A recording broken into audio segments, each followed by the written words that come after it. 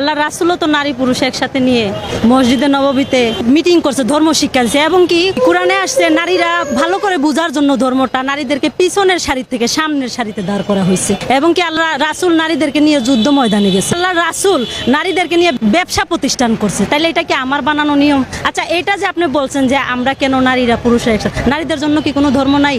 আপনাদের পুরুষদের ধর্ম নারীরা পর্দা করবে, কিন্তু তারা রাস্তায় এসে প্রতিবাদ জানাবে কিংবা কোনো মাজারে বসে একই সঙ্গে নারী পুরুষ নাচানাচি করবে, এটা কোন নিয়ম? এটা তো আসলে পর্দাটা বিষয়টা তো জানা না, সমাজের মানুষ যেটা জানতেছে এটা পর্দা বিষয় তো ধারণা নাই। আমি কি বেপর্দা আছি? আমার কি মাথায় কাপড় নাই? আমার কি বস্ত্রদ্বয়ের শরীর ঢাকা নাই? পর্দা বিষয় তো ধারণা। পর্দা করতে হবে হাত থেকে চোখে কে নফসের পর্দা করতে হবে। যারা পর্দা করতেছে, যারা টুপি পরতেছে, যাদের বউকে হাত মোজা পা মোজা পরাইয়া রাস্তাঘাটে চালাচ্ছে, তারাই তো বলৎকারিতে ধরা খাচ্ছে। 11 বছর মেয়েটারে যে মানে বাচ্চা দেওয়া হয়েছে, পেটে 5 মাসের বাচ্চা দিয়ে দিছে, এটা কারা করছে? প্রকাশ তো পাইছে। তারা তো তাদের বউ কিন্তু অলরেডি হাত মোজা পা মোজা পরে। আমরা হাত মোজা পা মোজা করি না, কিন্তু আমাদের দ্বারা কি এরকম কোন কাজ হয়েছে? তার কি পর্দা কি আসলে হাত মোজা পা মোজা? মাজার পূজারী যারা তারা গাঁজা সেবন করে, কেন করে? মাজার পূজারী যা কখনো গাঁজা সেবন করে না, কোনো নেশা করে না। তারা মাওলার ধ্যানেই তো তাদের বড় নেশা, ওই নেশাই কাটে না, আবার কখন গাঁজা করবে। কিছু ভণ্ড আছে যারা মাজার পূজারীদেরকে হিংসা করে, হিংসা করার কারণে কিছু বানোয়াট ভিডিও করে এগুলা মাজারের নামে ছেড়ে দেয়। আর কিছু পাগল আছে যাদের মেন্টালি